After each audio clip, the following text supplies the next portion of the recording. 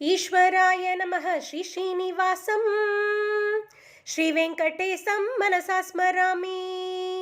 ஜெய் ஸ்ரீராம். ஈஸ்வராய நமக அப்படிங்கிற இந்த திருநாமம் திருப்பதி பாலாஜிக்கு எப்படி வந்தது இப்ப பார்க்கலாமா?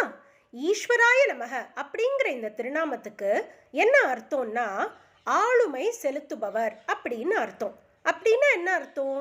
பெருமாள் ஒரு ஒரு யுகத்திலையும் பல அவதாரங்கள் எடுக்கிறவர். அந்த எல்லா யுகத்திலையும் அவருக்கு ஒரே செட் ஆஃப் பவர்ஸ் தான் இருக்குமா? அப்படின்னா ராம அவதாரத்துக்கு ஒரு பவர், கிருஷ்ண அவதாரத்துக்கு தனி பவர் அப்படின்லாம் கிடையாது. அவருக்கு எத்தனை அவதாரங்கள் இருந்தாலும் எல்லாத்துக்கும் சேம் செட் ஆஃப் பவர்ஸ் வச்சுண்டு ஆளுமை செலுத்தி, அதாவது கண்ட்ரோலிங் மேனேஜீரியல் குவாலிட்டிஸ் அவர்கிட்ட இருக்குமா. அதனால தான் ஈஸ்வராய நமக அப்படிங்கிற திருநாமம் திருப்பதி பாலாஜிக்கு வந்தது.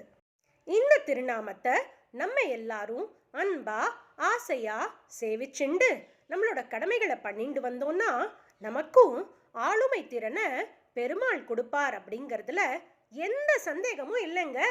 ஜெய் ஸ்ரீராம்.